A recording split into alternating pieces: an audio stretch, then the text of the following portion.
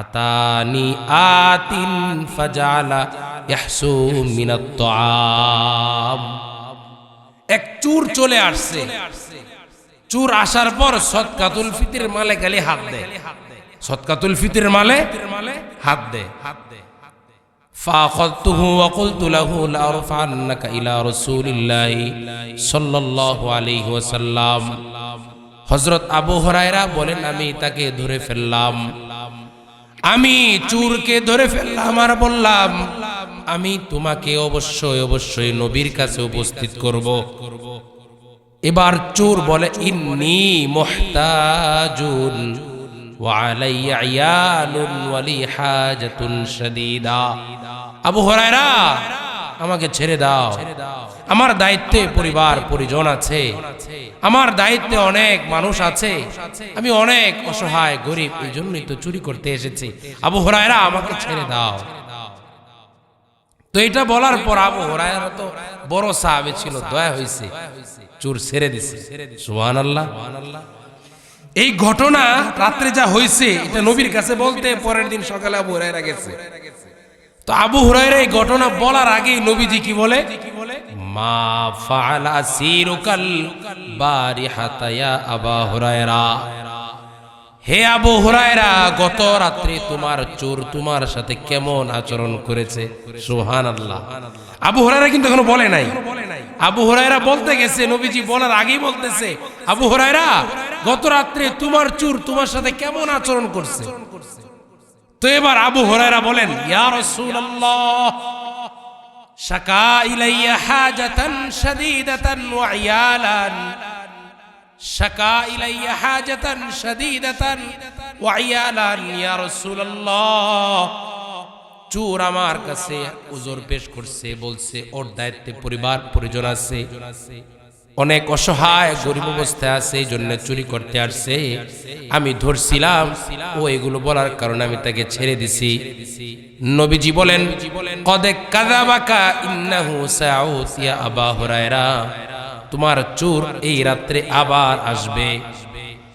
চোর, নবীজি বলে কি, চোর আবার আসবে। তো আবু হুরায়রা কনফার্ম, চোর আবার আসবে, কারণ আল্লাহর নবী হলেন as-সাদিকুল মাসদুক। পুরা পৃথিবীর ভিতরে সবচেয়ে সত্যবাদী কে? আমাদের নবীজি সাল্লাল্লাহু আলাইহি ওয়াসাল্লাম। তো এবার আবু হুরায়রা দ্বিতীয় রাত্রে উত পেতে বসে আছে। উত পাতা বুঝেন? আয় আয় আয়, আসতে দেরি ধরতে দেরি হবে না। ফারাসাতুহু, আবু হুরায়রা প্রস্তুত, কারণ নবীজি বলছে চোর আসবে, তো আসলেও আসবে। তো এবার আবু হুরায়রা প্রস্তুত। দ্বিতীয় রাত্রে ফাজাআলা ইয়াহসু মিনাত তাআম, চোর চলে আসছে। আসার পর আবার সদকাতুল ফিতরের মালে হাত দেয়। তো এবার আবু হুরায়রা বলেন, ফাআখাযতুহু ওয়া কুলতু লাহু লা আরফা'ন্নাকা ইলা রাসূলিল্লাহি সাল্লাল্লাহু আলাইহি ওয়াসাল্লাম। আমি চোরকে ধরে ফেললাম আর বললাম, আর সারাসারি নাই, প্রথম রাত ছাড় দিছি, তোমাকে অবশ্যই অবশ্যই আল্লাহ নবীর কাছে উপস্থিত করব। আমি আমার আয়াতে কারিমা তেলাওয়াত করেছি, এরা সকলের মুখস্থ। আয়াতুল কুরসি কি? সকলেই কথা বলবেন 40 মিনিট। আমি যে আয়াতটা তেলাওয়াত করছি, আয়াতটা হলো আয়াতুল কুরসি। অনেকেরই মুখস্থ, তাই না? এই আয়াতুল কুরসির ফজিলত সম্পর্কে 5টা হাদিস বলবো, আর গুনাহ মোচন করার উপায় সম্পর্কে 10টা হাদিস বলবো, ছোট ছোট হাদিস। 15টা হাদিস বলাও শেষ, আলোচনাও শেষ, 40 মিনিটও শেষ। খুশি না বেজার? জি জি। আয়াতুল কুরসি এটা অনেক দামি একটা আয়াত। আল্লাহর নবীর একজন সাহাবী হযরত উবাই ইবনে কাব রাদিয়াল্লাহু তাআলা আনহু, আল্লাহর নবী সাল্লাল্লাহু আলাইহি ওয়াসাল্লাম হযরত উবাই ইবনে কাবকে ডাক দিয়া বললেন, ইয়া আবাল মুনদির, আইয়ু আয়াতি মাকা মিন কিতাবিল্লাহি আযম। হে আবুল মুনদির, উবাই ইবনে কাব, তোমার কাছে আল্লাহ তাআলার কোরআনের যতগুলো আয়াত আছে তার মধ্যে সবচেয়ে মহামর্যাদাপূর্ণ আয়াত কোনটা মনে হয়? হযরত উবাই ইবনে কাব জবাব দিলেন, আল্লাহু আ'লামু ওয়া রাসূলুহু। এই প্রশ্নের জবাব আল্লাহ এবং তার রাসূল ভালো জানেন। দ্বিতীয়বার রাসূল আবার প্রশ্ন করলেন, আইয়ু আয়াতিম মা কামিন কিতাবিল্লাহি আযম। হে আবুল মুনদির উবাই ইবনে কাব, তোমার কাছে আল্লাহর কোরআনের যতগুলো আয়াত আছে তার মধ্যে সবচেয়ে মহামর্যাদাপূর্ণ আয়াত কোনটা মনে হয়? এবার সাহাবী সাহস করে জবাব দিলেন, আল্লাহু লা ইলাহা ইল্লা হুয়াল হাইয়ুল কাইয়্যুম।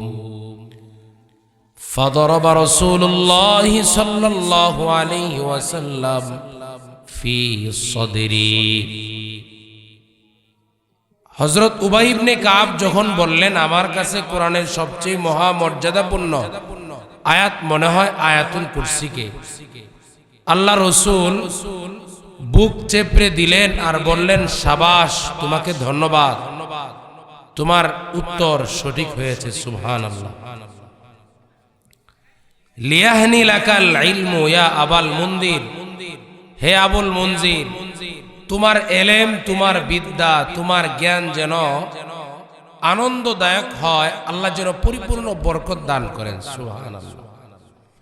তো এই হাদিস থেকে শিখলাম আয়াতুল কুরসি কোরআনের সবচেয়ে মহামর্যাদাপূর্ণ আয়াত। আয়াতুল কুরসির মর্যাদা সম্পর্কে 2 নম্বর হাদিস। এই হাদিসের বর্ণনাকারী হযরত আবু হুরায়রা রাদিয়াল্লাহু তাআলা, তিনি বলেন, লিকুল্লি শাইইন সানাম ওয়া ইন্না সানামাল কুরআনি সূরাতুল বাকারা ওয়া ফীহা আয়াতুন হিয়া সাইয়্যিদাতু আইল কুরআন। আল্লাহর নবীর সাহাবী হযরত আবু হুরায়রা বলেন, আল্লাহর রাসূল বলেছেন, প্রত্যেকটা জিনিসের একটা চূড়ান্ত শাখা আছে, প্রত্যেকটা জিনিসের একটা চূড়ান্ত শাখা আছে, সর্বোচ্চ শাখা আছে। কোরআনের সর্বোচ্চ শাখা, চূড়ান্ত শাখা হলো সূরাতুল বাকারা। আর সূরাতুল বাকারার মধ্যে এমন একটা আয়াত আছে যে আয়াতটা হলো পুরা কোরআনের যতগুলো আয়াত আছে সবগুলো আয়াতের সরদার। হিয়া আয়াতুল কুরসি, নবী বলেন সেটা হলো আয়াতুল কুরসি। অর্থাৎ কোরআনের সর্বোচ্চ চূড়া হলো সূরা বাকারা। আর সূরা বাকারার মধ্যে একটা আয়াত আছে, ওই আয়াতটা কোরআনের সকল আয়াতের সরদার, সেটা কি? আয়াতুল কুরসি। সুবহানাল্লাহ। আমার কথা বুঝতেছেন? আয়াতুল কুরসির ফজিলত সম্পর্কে 3 নম্বর হাদিস। মাজমাউজ জাওয়াইদ একটা কিতাব আছে, এই কিতাবের 6 নম্বর খণ্ড 324 নম্বর পৃষ্ঠাতে আছে। রাসূল বলেন, ওয়াল্লাযী নাফসি বিয়াদিহি ইন্না লাহা লিসানাও ওয়া শাফাতাইন তুকাদ্দিসুল মালিকা ইনদা সাকিল আরশ। আপনার আমার নবী মুহাম্মদ সাল্লাল্লাহু আলাইহি ওয়াসাল্লাম বলেন, আয়াতুল কুরসির 2টা ঠোঁট আছে, একটা জিহ্বা আছে। আয়াতুল কুরসি তার 2টা ঠোঁট দ্বারা আর একটা জিহ্বা দ্বারা আরশের কাছে বসে বসে সদা সর্বদা আমার আল্লাহর পুত পবিত্রতা বর্ণনা করছে। আয়াতুল কুরসির ফজিলত মর্যাদা আছে না নাই? আয়াতুল কুরসি সম্পর্কে 4 নম্বর হাদিস। বুলুগুল মারাম একটা কিতাব আছে, এই কিতাবের 98 নম্বর হাদিস। হযরত আবু হুরায়রা থেকে বর্ণিত, নবীজি সাল্লাল্লাহু আলাইহি ওয়াসাল্লাম বলেন, মান ক্বারাআ আয়াতাল কুরসি দুবুর কুল্লি সালাতিন মাকতুবাতিন লাম ইয়ামনাহু মিন দুখুলিল জান্নাতি ইল্লাল মাউত। নবীজি সাল্লাল্লাহু আলাইহি ওয়াসাল্লাম বলেন, কোনো ব্যক্তি যদি প্রতি ফরজ নামাজের পর প্রতিনিয়ত আয়াতুল কুরসি তেলাওয়াত করে, তার মধ্যে আর জান্নাতের মধ্যে বাধা হলো মৃত্যু। বান্দা মৃত্যু বরণ করার সাথে সাথে আল্লাহর দেওয়া জান্নাতের মেহমান হয়ে যায়। আয়াতুল কুরসির মর্যাদা আছে না নাই? বান্দার মাঝে আর জান্নাতের মাঝে বাধা হলো কি? মৃত্যু। মৃত্যু বরণ করার সাথে সাথেই বান্দা আল্লাহর দেওয়া জান্নাতের মেহমান হয়ে যায়। সুবহানাল্লাহ। বুঝতেছেন কথাগুলো? আমি আগে বলেছি আমি অন্য বক্তাদের মতো না, আমি শুধু ঢাকা থেকে আসছি আপনাদের দেওয়ার জন্য। 40 মিনিট কথা বলবো, আলোচনা ছেড়ে দিব, 15টা হাদিস বলাও শেষ হয়ে যাবে। এই টান আমি পছন্দ করি না, আপনারাও পছন্দ করেন কিনা জানি না, আমি এগুলো একেবারেই পছন্দ করি না। আমার সুরও নাই, ভাঙা গলায় কিছু কথা বলবো, আশা করি ফায়দা হবে ইনশাআল্লাহ। শেষ পর্যন্ত শুনবেন তো? আল্লাহ তৌফিক দান করেন। আয়াতুল কুরসির ফজিলত সম্পর্কে 5 নম্বর হাদিস। এই হাদিসটা সহিহ বুখারীতে আছে, 2311 নম্বর হাদিস, 2311 সহিহ বুখারীতে আছে। এই হাদিসের বর্ণনাকারী হযরত আবু হুরায়রা রাদিয়াল্লাহু তাআলা, তিনি বলেন, ওয়াক্কালানি রাসূলুল্লাহি সাল্লাল্লাহু আলাইহি ওয়াসাল্লাম ফি হিফজি যাকাতি রমাদান। রমজান মাসের সদকাতুল ফিতরের মাল পাহারা দেওয়ার জন্য নবী আমাকে নিযুক্ত করলেন। রমজান মাসে সদকাতুল ফিতরের মাল পাহারা দেওয়ার জন্য নবীজি আমাকে নিযুক্ত করলেন, দায়িত্ব দিলেন। আতানি আতিন ফাজালা ইয়াহসু মিনাত তাআম। এক চোর চলে আসছে, চোর আসার পর সদকাতুল ফিতরের মালে গালি হাত দেয়, সদকাতুল ফিতরের মালে হাত দেয়। ফাআখাযতুহু ওয়া কুলতু লাহু লা আরফান্নাকা ইলা রাসূলিল্লাহি সাল্লাল্লাহু আলাইহি ওয়াসাল্লাম। হযরত আবু হুরায়রা বলেন, আমি তাকে ধরে ফেললাম, আমি চোরকে ধরে ফেললাম আর বললাম, আমি তোমাকে অবশ্যই অবশ্যই নবীর কাছে উপস্থিত করব। এবার চোর বলে, ইন্নী মুহতাজুন ওয়া আলাইয়া ইয়ালুন ওয়া লি হাজাতুন শাদীদা। আবু হুরায়রা, আমাকে ছেড়ে দাও, আমার দায়িত্বে পরিবার পরিজন আছে, আমার দায়িত্বে অনেক মানুষ আছে, আমি অনেক অসহায় গরিব, এই জন্যই তো চুরি করতে এসেছি। আবু হুরায়রা, আমাকে ছেড়ে দাও। তো এটা বলার পর আবু হুরায়রা তো বড় সাহাবী ছিল, দয়া হয়েছে, চোর ছেড়ে দিছে। সুবহানাল্লাহ। এই ঘটনা রাত্রে যা হয়েছে এটা নবীর কাছে বলতে পরের দিন সকালে আবু হুরায়রা গেছে। তো আবু হুরায়রা এই ঘটনা বলার আগেই নবীজি কি বলে, মা ফাআলা আসিরুকাল বারিহাতা ইয়া আবু হুরায়রা। হে আবু হুরায়রা, গত রাত্রে তোমার চোর তোমার সাথে কেমন আচরণ করেছে। সুবহানাল্লাহ। আবু হুরায়রা কিন্তু এখনো বলে নাই, আবু হুরায়রা বলতে গেছে, নবীজি বলার আগেই বলতেছে, আবু হুরায়রা, গত রাত্রে তোমার চোর তোমার সাথে কেমন আচরণ করছে। তো এবার আবু হুরায়রা বলেন, ইয়া রাসূলুল্লাহ, শাকা ইলাইয়া হাজাতান শাদীদাতান ওয়া ইয়ালান, শাকা ইলাইয়া হাজাতান শাদীদাতান ওয়া ইয়ালান, ইয়া রাসূলুল্লাহ, চোর আমার কাছে উযর পেশ করছে, বলছে ওর দায়িত্বে পরিবার পরিজন আছে, অনেক অসহায় গরিব অবস্থায় আছে, এই জন্য চুরি করতে আসছে, আমি ধরছিলাম, ও এগুলো বলার কারণে আমি তাকে ছেড়ে দিছি। নবীজি বলেন, কদ কাযাবাকা ইন্নাহু সাউত ইয়া আবু হুরায়রা, তোমার চোর এই রাত্রে আবার আসবে। চোর, নবীজি বলে কি, চোর আবার আসবে। তো আবু হুরায়রা কনফার্ম চোর আবার আসবে, কারণ আল্লাহর নবী হলেন as-সাদিকুল মাসদুক। পুরা পৃথিবীর ভিতরে সবচেয়ে সত্যবাদী কে? আমাদের নবীজি সাল্লাল্লাহু আলাইহি ওয়াসাল্লাম। তো এবার আবু হুরায়রা দ্বিতীয় রাত্রে উত পেতে বসে আছে। উত পাতা বুঝেন? আয় আয় আয়, আসতে দেরি ধরতে দেরি হবে না। ফারাসাতুহু, আবু হুরায়রা প্রস্তুত, কারণ নবীজি বলছে চোর আসবে, তো আসলেও আসবে। তো এবার আবু হুরায়রা প্রস্তুত। দ্বিতীয় রাত্রে ফাজআলা ইয়াহসু মিনাত তাআম, চুর চলে আসছে। আসার পর আবার সদকাতুল ফিতরের মালে হাত দেয়।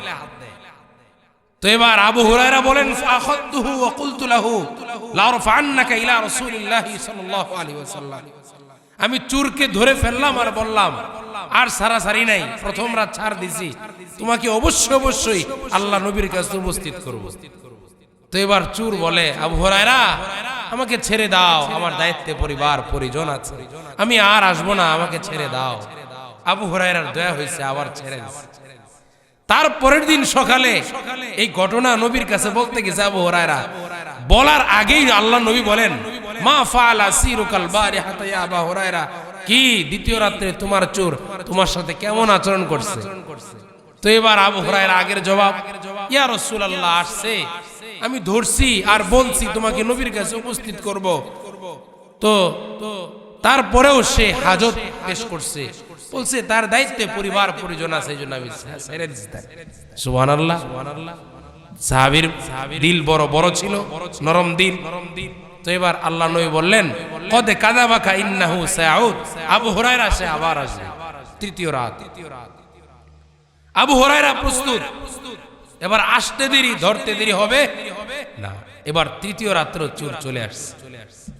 আসার পর আবু হুরায়রা বলেন আমি তাকে ধরে ফেলছি আর বলছি যত কিছুই বলো আমি আর ছাড়বো না তোমারে, 2 রাত ছাড় দিছি, আজকে আর ছাড় দেওয়া যাবে না। এবার চুরও দেখতাছে যে নরম মানুষ যখন গরম হয় এর আর ঠান্ডা করা যায় না, কথা কয় না, বুঝে নাই কথাটা, নরম মানুষ যখন গরম হয়ে যায় হ্যাঁ আর ঠান্ডা করা যায় না, কথা কন। তা আবু হুরায়রা নরম মানুষ গরম হয়ে গেছে, এবার তৃতীয় রাত আর ছাড়বো না। তো এবার চুর কয় আবু হুরায়রা আমি তোমাকে একটা অফার দিই। কি অফার? বর্তমান সময়ে তো দেখবেন যারা নেতা বিচার সালিশ করে তাদেরকে গোল টেবিলের নিচে 2টা নোট ধরায় দিলে বিচার আরেক দিকে জায়গা, কথা কয় না, কথা বলেন ঠিক কিনা? তো সাহাবীরা তো এমন ছিল না, সাহাবীরা অফার দিছে কি, আমি তোমাকে একটা বিদ্যা শিখায়া দিব, এই বিদ্যা শিখায়া দিব, এই জন্য আমাকে আজকেও ছেড়ে দিতে হবে। আবু হুরায়রা বলেন হ্যাঁ বিদ্যা শিখাইলে তোমাকে ছেড়ে দেওয়া যেতে পারে। তো হযরত আবু হুরায়রা তো এলেমের অন্বেষণ, বিদ্যা অন্বেষণ করা পছন্দ করতেন। আল্লাহর নবীর দরবারে 3 বছর ছিলেন, প্রায় 5000-এর উপরে হাদিস বর্ণনা করেন। সুবহানাল্লাহ। খায়া না খেয়ে আবু হুরায়রা নবীর দরবারে পড়ে থাকতেন, খায়া না খায়া আবু হুরায়রা পেটে ক্ষুধা, কোথাও যাইতেন না, নবীর পায়ের কাছে পড়ে থাকতেন আর হাদিস শুনতেন আর হাদিস বর্ণনা করতেন। এই জন্য আমরা যারা হাদিস পড়াই বা যারা হাদিস পড়ি সবচেয়ে বেশি হাদিস বর্ণনা করছেন আবু হুরায়রা রাদিয়াল্লাহু তাআলা। আমরা তো খাবারের পাগল। বিশ্বাস করেন আজকে যদি মাহফিল কর্তৃপক্ষ বলতো যে রাত 11:30 বাজে এখানে প্রত্যেককে 5000 টাকা করে দেওয়া হবে আর সুন্দর 1 প্যাকেট কাচ্চি বিরিয়ানি দেওয়া হবে, আমার তো মন বলে এইখানে এরকম মাঠ 4 থেকে 5টা ভরে যেত, কথা বলেন। অথচ এখানে কোনো বডির খাবার দেওয়া হচ্ছে না, রুহের খাবার দেওয়া হচ্ছে। রুহের খাবার, আপনার বডি যত সুন্দর হোক না কেন, যদি রুহ নামক পাখিটা উড়াল দিয়ে চলে যায়, ও যুবক ভাইরা, ও মুরব্বী বাবারা, আপনার এই বডির দাম নাই। রুহ নামক পাখিটা যদি উড়াল দিয়ে বের হয়ে যায়, আপনার বডির দাম আছে? কোন মন্ত্রীর দাম আছে? পুরা পৃথিবীর প্রেসিডেন্টের দাম আছে?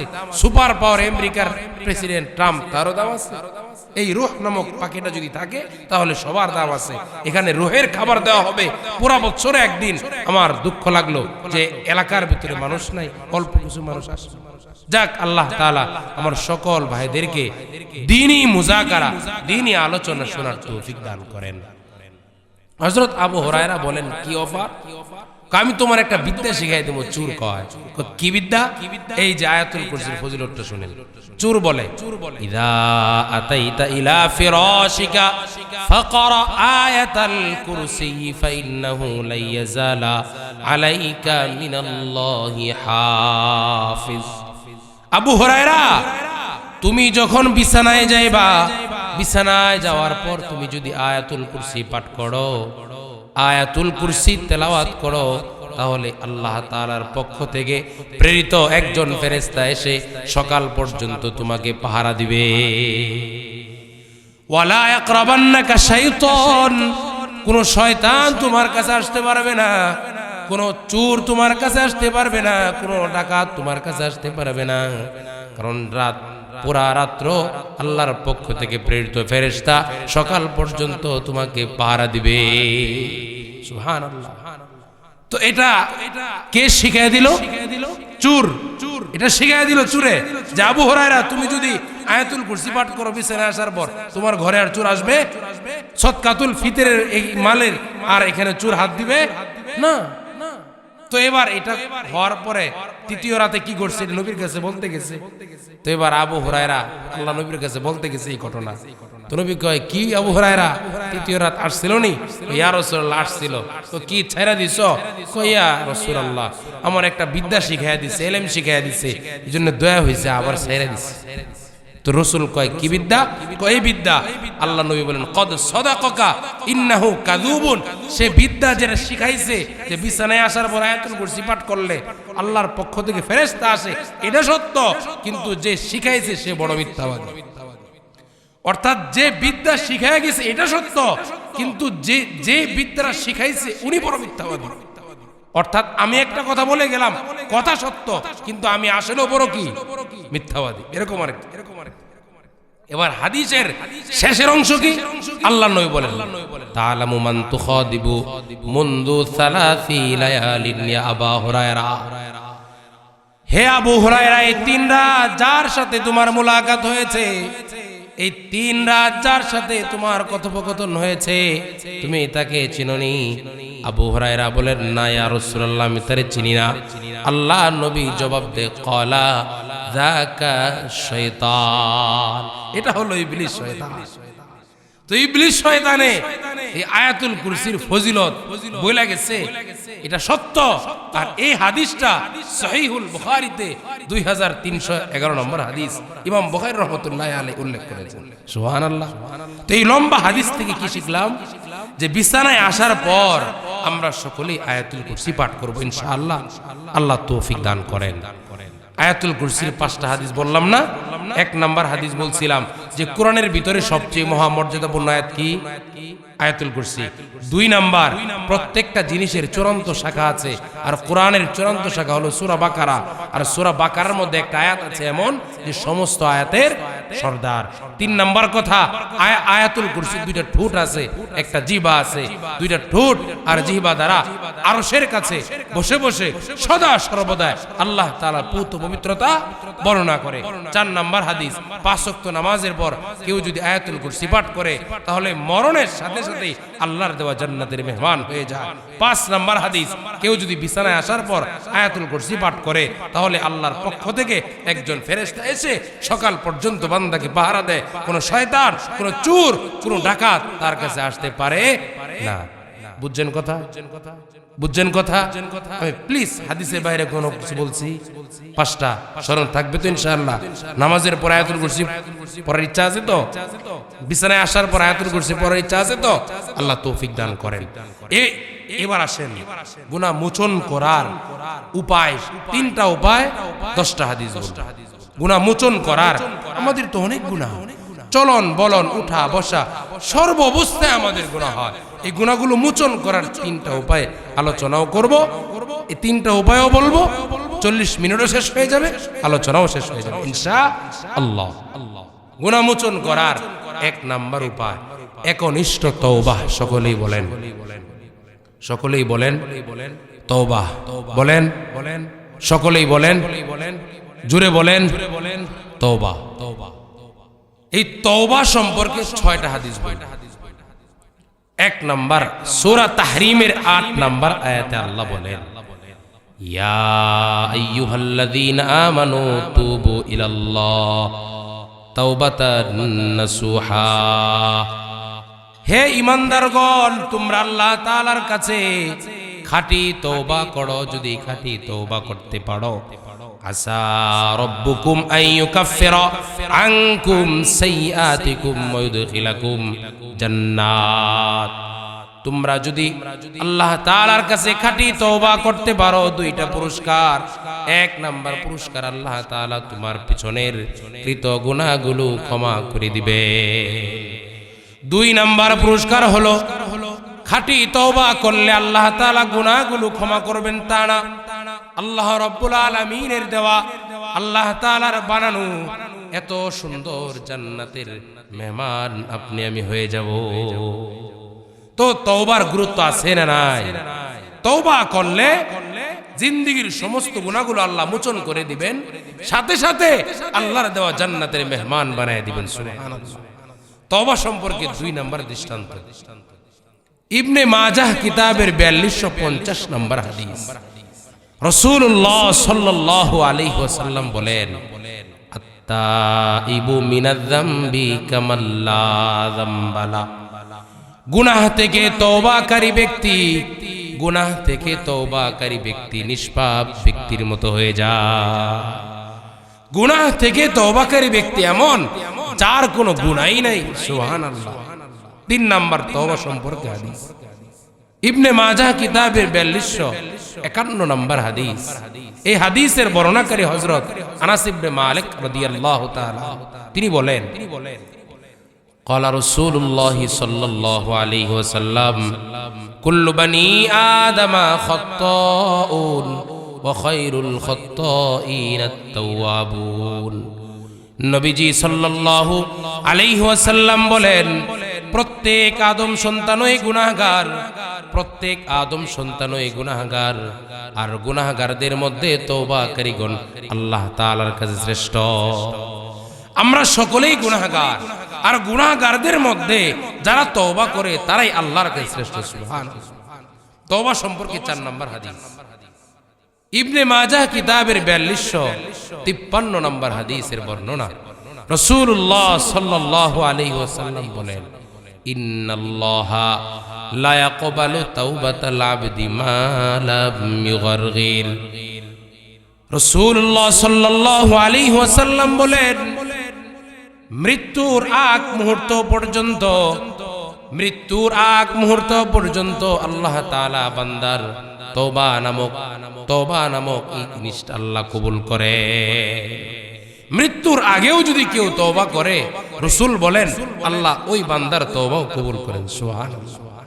তওবা সম্পর্কে 5 নম্বর হাদিস।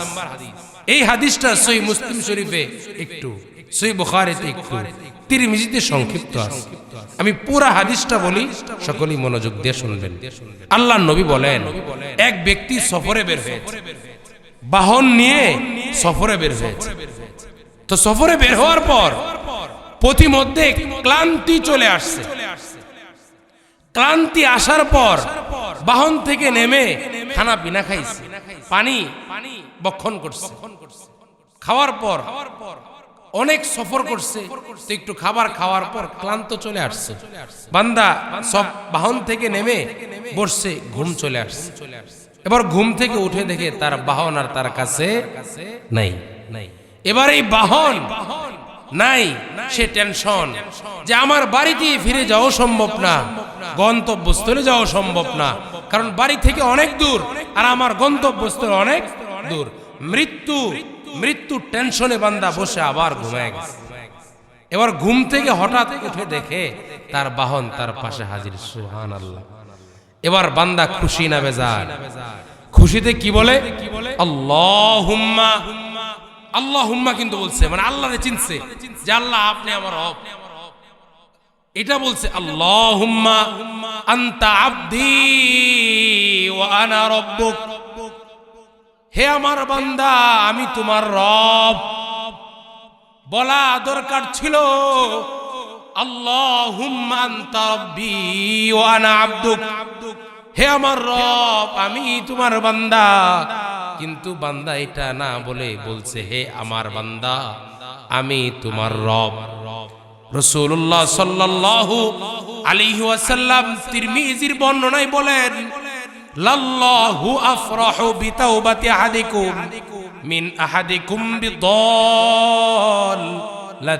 ইযা ওয়াজাদা। সরকার বলেন, নবীজি বলেন, তোমাদের কেউ যদি তার হারানো সম্পদ ফিরে পেলে যতটা না আনন্দিত হয়, কোন বান্দা যদি আমি আল্লাহর কাছে তওবা করে, আমি আল্লাহ লক্ষ কোটি গুণ বেশি খুশি হয়ে যাই। বান্দা এই হারানো সম্পদ ফিরে পেয়ে মুখ দিয়ে আরেকটা বলে ফেলছে খুশির ঠেলা। আর আল্লাহ বলেন কেউ যদি আমার কাছে খাঁটি তওবা করে আমি আল্লাহ ওই বান্দার চেয়েও যে হারানো সম্পদ ফিরে পেলে আমি আল্লাহরে বান্দা বলে কত খুশি, আমি আল্লাহ তওবা করলে তার চেয়েও হাজার কোটি খুশি বেশি কোন খুশি হয়ে যায়। সুবহানাল্লাহ। তওবার গুরুত্ব আছে না নাই? তওবা সম্পর্কে 6 নম্বর হাদিস, আলোচনা শেষ দিকে, আর বেশিক্ষণ করব না। 10টা হাদিস বলা শেষ হইলে আলোচনা শেষ। 6 নম্বর কথা তওবা সম্পর্কে, এটা হাদিসে কুদসি, মানে আল্লাহ ডাইরেক্ট রাসূলকে বলছেন, রাসূল আল্লাহ থেকে বর্ণনা করেছেন। কি হাদিস? এটা সহিহ মুসলিম শরীফের 2759 নম্বর হাদিস, 2759। এই হাদিসটা কয়েকজন সাহাবী থেকে বর্ণিত আছে। আল্লাহর নবী সাল্লাল্লাহু আলাইহি ওয়াসাল্লাম বলেন, ইন্নাল্লাহ তাআলা ইয়াবসুতু ইয়াদাহু বিল-লাইল লিয়াতুবা মুসিউন নাহার ওয়া ইয়াবসুতু ইয়াদাহু বিন-নাহারি লিয়াতুবা মুসিউল লাইল। আল্লাহ তাআলা আল্লাহ রাসূলকে বলতেছেন, আমি আল্লাহ তাআলা, আমি আল্লাহ দিনের বেলা আমার দয়ার হাত প্রসারিত করে রাখি দিনের অপরাধীদেরকে ক্ষমা করে দেওয়ার জন্য, আর দিনের বেলায় আমি আল্লাহ আমার হাত প্রসারিত করে রাখি রাতের অপরাধীদেরকে ক্ষমা করে দেওয়ার জন্য। আল্লাহ রাব্বুল আলামিন শুধু সেকেন্ড নয়, মিনিট নয়, ঘন্টা নয়, দিন নয়, রাসূল বলেন হাত্তা তাতলু আশ-শামসু মিন মাগরিবিহা, কিয়ামত পর্যন্ত আপনার গুনাহ আমার গুনাহগুলো ক্ষমা করে দেওয়ার জন্য আল্লাহ তাআলা 24 ঘন্টায় তার দয়ার হাত প্রসারিত করে রাখে।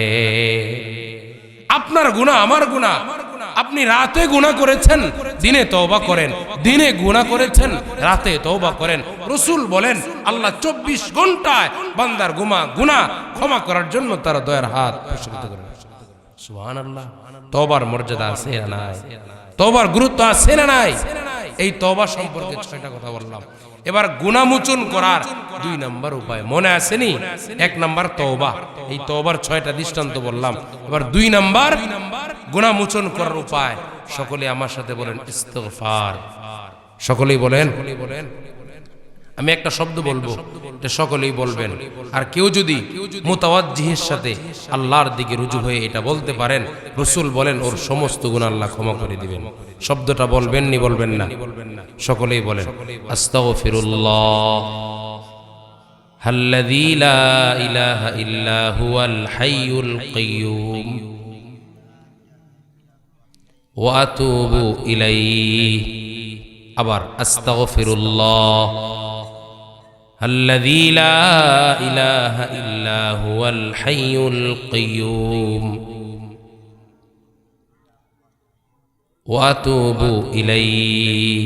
এই মজলিসে যারা আল্লাহর দিকে মুতাওয়াজ্জি হয়ে এই শব্দটা, এই বাক্যটা বলছেন, খোদার কসম রাসূল বলেন আল্লাহ ওই বান্দার সব গুনাহ ক্ষমা করে দেন।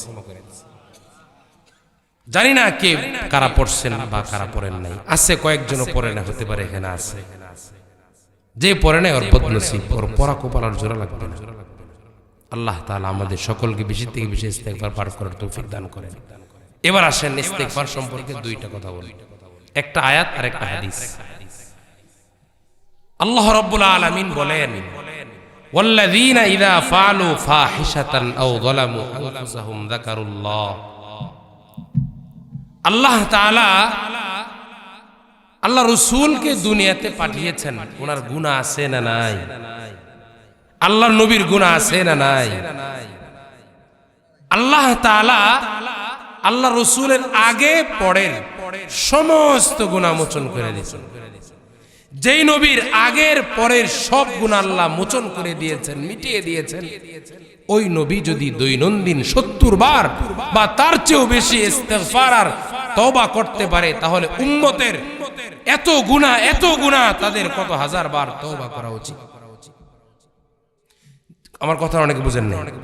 যে নবীর আগে পরের সব গুনাহ আল্লাহ মোচন করে দিয়েছেন, ওই নবী সহিহ মুসলিম শরীফের বর্ণনায় আছে 70 বার বা তার চেয়েও বেশি ইস্তেগফার এবং তওবা পাঠ করতেন। তাহলে তার উম্মতের আমাদের চলন বলন উঠা বসা চলাফেরা সর্বাবস্থায় গুনাহ হয়, তাহলে আমাদের দৈনন্দিন কত হাজার বার তওবা এবং ইস্তেগফার পাঠ করা উচিত। আল্লাহ তাআলা কোরআনে বলেন সূরা আলে ইমরানের গালিবান 135 নম্বর আয়াত, ওয়াল্লাযীনা ইযা ফাআলু ফাহিশা আও যালামু আনফুসাহুম যাকারুল্লাহ ফাস্তাগফারু লিযুনুবিহিম ওয়া মান ইয়াগফিরুয যুনুবা ইল্লাল্লাহ। ওয়াল্লাযীনা ইযা ফাআলু ফাহিশা, যারা অশ্লীল কাজ করে, যারা অশ্লীল কাজ করে অথবা নিজেদের উপরে জুলুম করে আবার সাথে সাথে আল্লাহকেও স্মরণ করে, যাকারুল্লাহ ফাস্তাগফারু লিযুনুবিহিম, তারা তাদের অপরাধের কারণে আল্লাহ তাআলার কাছে ইস্তিগফার পাঠ করে তওবা করে। আল্লাহ বলেন উলাইকা জাযাউহুম মাগফিরাতুম মির রাব্বিহিম, ও বান্দা আমি রবের পক্ষ থেকে তোদের জন্য প্রতিদান পুরস্কার হলো আমি আল্লাহ ক্ষমার ঘোষণা করে দিলাম। তওবা ইস্তিগফার যদি করেন আল্লাহ বলেন আমি রবের পক্ষ থেকে বান্দা তোমার জন্য ক্ষমার ঘোষণা করে দিলাম। সুবহানাল্লাহ। এবার একটা হাদিসে কুদসি শুনবো মনোযোগ দিয়া। গালিবান সহিহ মুসলিম শরীফের বর্ণনা, আল্লাহর নবী সাল্লাল্লাহু আলাইহি ওয়াসাল্লাম বলেন আযনাবা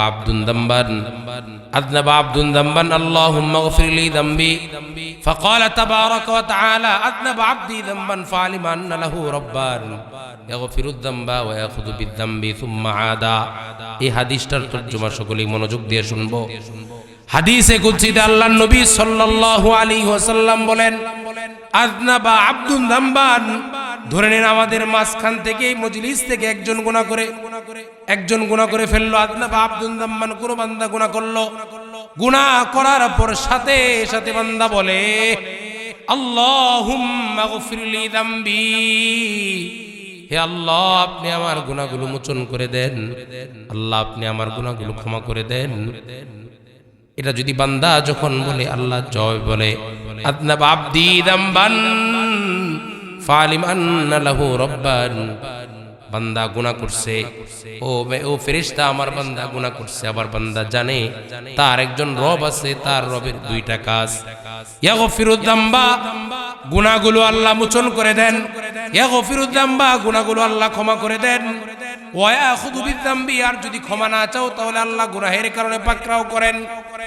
সুম্মা আদা, বান্দা আল্লাহর কাছে ক্ষমা চাইলো, আবার বান্দা জানলো আমার একটা রব আছে, রব গুনাহগুলো ক্ষমা করেন আবার গুনাহের কারণে পাকড়াও করেন।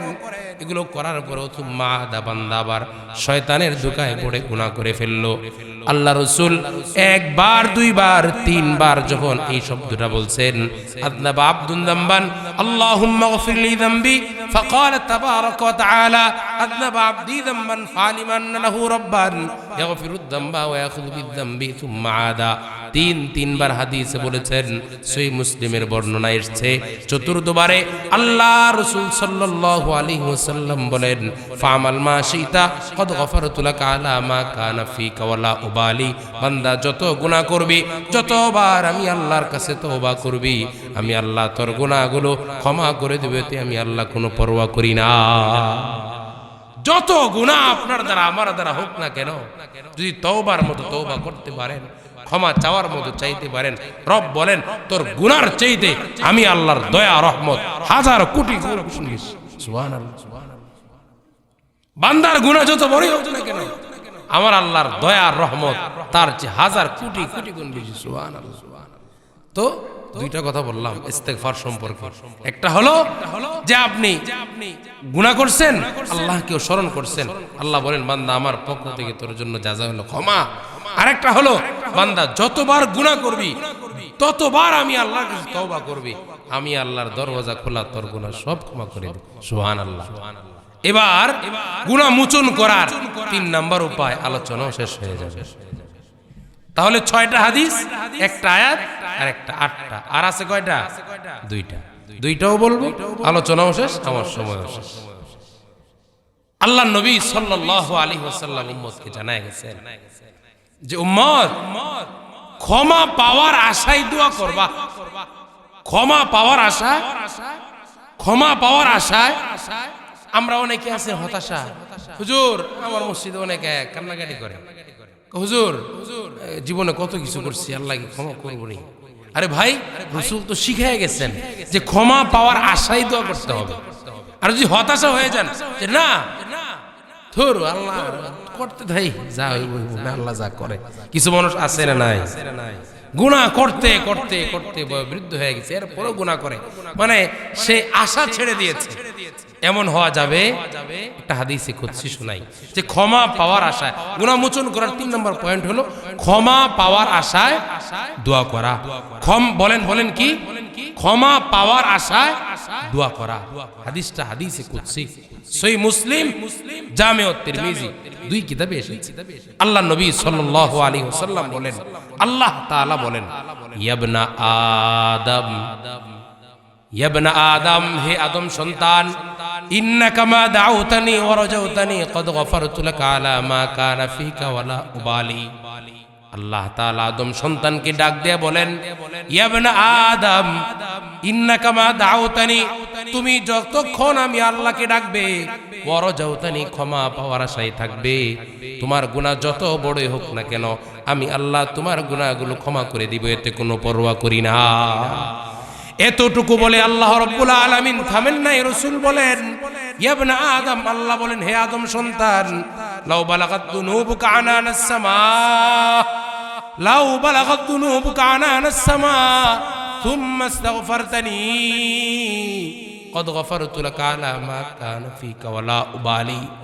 আল্লাহ রাসূল বলেন, ও বান্দা, তোমার গুনাহ যদি আসমান পরিমাণ হয়ে যায়, পুরা আসমান ভর্তি তুমি গুনাহ করে ফেলো, সুম্মা ইস্তাগফারতানি, আর আমি আল্লাহর কাছে তুমি যদি ইস্তেগফার করতে পারো, তওবা করতে পারো, ক্বাদ গফারতু লাকা আলা মা কানা ফিকা ওয়ালা উবালি, বান্দা আমি তোর গুনাহগুলো ক্ষমা করে দিই, কোনো পরোয়া করি না।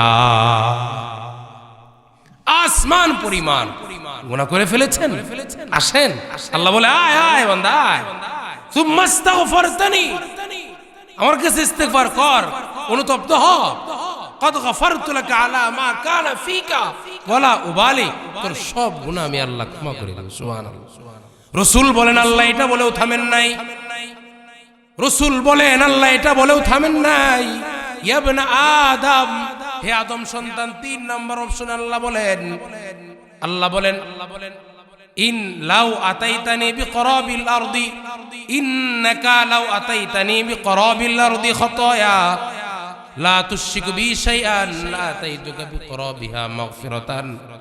হাদিসের riwayat এমন আসছে, পুরা জমিন পরিমাণ যদি আল্লাহ তাআলা গুনাহ করে, পুরা জমিন পরিমাণ যদি বান্দা গুনাহ করে ফেলে, তাহলে কোন শিরকের গুনাহ যদি বান্দা না করে, আর পুরা জমিন পরিমাণ গুনাহ যদি বান্দা করে, আল্লাহ বলেন, তুই জমিন পরিমাণ গুনাহ করবি, আমি আল্লাহ জমিন পরিমাণ ক্ষমা নিয়ে তোর কাছে উপস্থিত হয়ে যা। আপনি কে? বয়ানের মধ্যে কথা বলেন, চুপ থাকেন, আর আপনি চুপ থাকেন, কথা বলেন। শুরু থেকে আপনি উল্টাপাল্টা করেছেন। বয়ান শুনেন, পরে আপনি যা পরে কোয়েন। আল্লাহ নবী সাল্লাল্লাহু আলাইহি ওয়াসাল্লাম বলেন, কি আল্লাহ নবী, আমার দিকে মনোযোগ, কিছু মানুষ এমন থাকবে, কিছু মানুষ এমন থাকবে। আর আমি হাদিস পড়ে কথা বলছি, আপনি সূরা ফাতিহা ধরলে তো অবস্থা খারাপ হবে আপনার। হাদিস পড়াইমি আমরা দেখে দেখে বয়ান করতেছি, বলেন না, ওরা শুরু থেকে কেমন যেন কথা বলেন। আল্লাহ তাআলা আমাদের সকলকে বুঝদান করেন। আমি আগেই বলছি, আমি 10টা বক্তার মতন যেতে পারবো না। আমি আমার সময়ের মূল্য দেই। এখানে আসার পর ফালতু একটা কথা বলছি, বলেন এখানে আসার পর আমি আমার সময়ের মূল্য আছে ভাই, আমার জুমা আছে, কালকে প্রোগ্রাম অনেক দূর, আপনার মতো আমি এখানে বসে থাকি না, আমার অনেক কাজ আছে। এই হাদিসগুলো বলতেছি, ঘন্টার পর ঘন্টা আমাদের পড়তে হবে। সব জায়গায় কিছু মানুষ এমন থাকবে। আল্লাহ তাআলা আমাদের সকলকে বুঝদান করে। তো মুহতারাম হাজিরিন, আলোচনা শুরু থেকে একটু আমরা শিখে আসি। কি বললাম, কি দিলাম আপনাদেরকে? 1 নম্বরে বলছিলাম আয়াতুল কুরসির সম্পর্কে, ফজিলত সম্পর্কে 5টা হাদিস। তারপরে গুনাহ মোচন করার উপায় সম্পর্কে 3টা অপশন। 1 নাম্বার একনিষ্ঠ তওবা। 1 নাম্বার কি? একনিষ্ঠ, শেষ আলোচনা শেষ। এক নাম্বার কি? একনিষ্ঠ তওবা। তওবা সম্পর্কে 6টা কথা বলছি। 2 নাম্বার ইস্তেগফার পাঠ করা। যত বেশি ইস্তেগফার পাঠ করবেন আল্লাহ তাআলা আপনার গুনাহ তত মিটায় দিবেন, সুবহানাল্লাহ। আর 3 নাম্বার গুনাহমোচন করার উপায় ছিল কি? যে ক্ষমা পাওয়ার আশায় দোয়া করা। ক্ষমা পাওয়ার আশায়, আমার দিকে মনোযোগ ভাই থাকবেই, আমার দিকে মনোযোগ। ক্ষমা পাওয়ার আশায় দোয়া করা। আল্লাহ তাআলা আমার এই সকল ভাইদেরকে যারা এসেছেন, একজন মানুষ উঠেন নাই, এই যারা এসেছেন মনোযোগ দিয়ে শুনেছেন, বিশ্বাস করেন আমি হাদিস পড়ে বলছি কথা, হাদিসের বাইরে কোনো গজলও বলি নাই, উল্টাপাল্টা কথাও বলি নাই, কোনো বলার জন্য আসি নাই। আমি গত 24 সালেও আপনাদের এই চাঁদপুরে এসেছিলাম, মনে আছে কিনা জানি না আপনাদের, আসছিলাম 23 সালে। আল্লাহ তাআলা আবার আনছেন, আবার যদি আল্লাহ আবার কোথাও সাক্ষাৎ করায় আপনাদের সাথে সাক্ষাৎ হবে ইনশাআল্লাহ। আল্লাহ তাআলা আমাদের সকলকে আয়াতুল কুরসি বেশি থেকে বেশি পাঠ করার তৌফিক দান করেন। সকলে আমিন বলেন। আর বেশি থেকে বেশি আল্লাহর কাছে ইস্তেগফার পাঠ করার তৌফিক দান করেন। আল্লাহ আমার এই সকল ভাইদেরকে জান্নাতে একসাথে থাকার তৌফিক দান করেন। আল্লাহ আলেমদের সাথে ভাইদেরকে জান্নাতে যাওয়ার তৌফিক দান করেন। কই ভাই আলোচনা শেষ, দোয়া করে দেব। আমরা সকলেই দুরূদ শরীফ পড়ি। আল্লাহুম্মা সাল্লি আলা মুহাম্মাদ ওয়া আলা আলি মুহাম্মাদ কামা সাল্লাইতা আলা ইব্রাহিম ওয়া আলা আলি ইব্রাহিম ইন্নাকা হামিদুম মাজিদ। আল্লাহুম্মা বারিক আলা মুহাম্মাদ ওয়া আলা আলি মুহাম্মাদ কামা বারাকতা আলা ইব্রাহিম ওয়া আলা আলি ইব্রাহিম ইন্নাকা হামিদুম মাজিদ। ভাই দেখেন এখানে যারা এসেছেন অনেকের বাবা নাই, মা নাই, আত্মীয় স্বজন যারা কবর পথে যাত্রী হয়ে গেছে, প্রত্যেকের জন্য দোয়া করি, করবো তো ইনশাআল্লাহ। আলহামদুলিল্লাহি রাব্বিল আলামিন ওয়াল আকিবাতু লিল মুত্তাকিন ওয়াসসালাতু ওয়াসসালামু আলা সাইয়্যিদিল আমবিয়া ওয়াল মুরসালিন ওয়া আলা আলিহি ওয়া আসহাবিহি আজমাইন। রব্বানা যালামনা আনফুসানা ওয়া ইল্লাম তাগফির লানা ওয়া তারহামনা লানাকুনান্না মিনাল খাসিরিন। ربنا آتنا في الدنيا حسنة وفي الآخرة حسنة وقنا عذاب النار। यहाँ हम सब मुसाफिर है, कब्र आखिर ठिकाना, कोई आगे रवाना कोई पीछे रवाना। আল্লাহ আগে পরে যারা চলে গেছেন, আল্লাহ যাদের আব্বা আম্মা দুনিয়া থেকে চলে গেছেন, আল্লাহ আপনি প্রত্যেকের আব্বা আম্মার কবরটা রওজাতুম মির রিয়াজিল জান্নাহ বানায়া দেন। আল্লাহ যারা আব্বা আম্মা এখনো হায়াতে আছেন, আল্লাহ আপনি প্রত্যেকের বাবা মাকে সুস্থতার সাথে দীর্ঘ নেক হায়াত দান করেন। আয় আল্লাহ আপনার বান্দারা যারা কোরআন ও হাদিসের আলোচনা শুনেছেন, আল্লাহ আমাকে আপনি আল্লাহ কথা বলার সুযোগ করে দিয়েছেন, আল্লাহকে আমাকে আমল করার, তারপরে আপনার বান্দাদেরকে আমল করার তৌফিক দান করেন। আল্লাহ কথার ভিতরে যদি কোনো ভুল ত্রুটি হয়ে থাকে, আল্লাহ আপনার নবীর কথাগুলো, আপনার কথাগুলো বলার চেষ্টা করেছি, আল্লাহ মানুষ হিসাবে ভুল ত্রুটি হতেই পারে, আল্লাহ ভুল ত্রুটিগুলো ক্ষমা করে দিয়ে আল্লাহ আপনি এগুলো সওয়াবের ভাগীদার বানায় দিয়েন। আল্লাহ যারা কষ্ট করে এত রাত পর্যন্ত আপনার মহাব্বতে, নবীর মহাব্বতে কোরআন ও হাদিস থেকে আলোচনা শুনেছে, আল্লাহ আপনি প্রত্যেককে দিনের জন্য কবুল করেন। আল্লাহ প্রত্যেককে জান্নাতুল ফেরদাউস নসিব করেন। আল্লাহ দুনিয়া থেকে আল্লাহ যাওয়ার সময় কবরের সামানা গুছিয়ে নিয়ে যাওয়ার তৌফিক দান করেন। আল্লাহ আপনি এই প্রতিষ্ঠানকে কবুল করেন। আল্লাহ এই প্রতিষ্ঠানের সমস্ত হাজতগুলো পূরণ করে দেন। আল্লাহ গায়েব থেকে সব হাজতগুলো পূরণ করে দেন। আল্লাহ অত্র এলাকার ভিতরে প্রতিষ্ঠান দ্বারা আলোকিত করে দেন। আল্লাহ এই প্রতিষ্ঠান থেকে ছেলে মেয়েরা আল্লাহ পড়ালেখা করে আল্লাহ দিনের ইলমে দিন শিখতে পারে, ইলমে দিন শিখে বাপ মার খেদমত করতে পারে তৌফিক দান করেন। আল্লাহ যারা খাত হয়েছে, আল্লাহ প্রত্যেকের নেক আশাগুলো পূরণ করে দেন। আল্লাহ প্রত্যেককে সুস্থতার সাথে জিন্দেগি পরিচালনা করার তৌফিক দান করেন।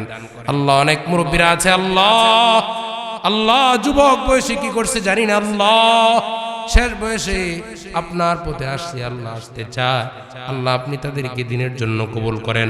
আল্লাহ প্যান্ডেল দিয়ে, লাইট দিয়ে আল্লাহ যারা সহযোগিতা করেছেন, আল্লাহ বিশেষ করে শ্রম দিয়েছেন যারা মাহফিলকে সুন্দর করার জন্য, বাস্তবায়ন করার জন্য, আল্লাহ আপনাদের নেক মাকসাদগুলো পূরণ করেন। আল্লাহ আমার বন্ধুবর আল্লাহ আলামিন ভাই খুব মহব্বত করেন, আল্লাহ এই প্রতিষ্ঠানকে আপনি কবুল করেন। আল্লাহ আরো যারা দোয়া চেয়েছেন আল্লাহ আপনি প্রত্যেকের দোয়াগুলো কবুল করেন, প্রত্যেকের নেক আশাগুলো পূরণ করেন। যারা মাহফিল আসতে পারেনি তাদেরকে মাহফিলে আল্লাহ প্রত্যেকটা দিনই অনুষ্ঠানে আসার তৌফিক দান করেন। আল্লাহ যারা হাত তুলছেন আল্লাহ প্রত্যেকের নেক আশাগুলো পূরণ করেন, বদ আশাগুলো নেক দ্বারা পরিবর্তন করে দেন। সুবহান রাব্বিকা রাব্বিল ইজ্জাতি আম্মা ইয়াসিফুন ওয়া সালামুন আলাল মুরসালিন ওয়ালহামদুলিল্লাহি রাব্বিল আলামিন।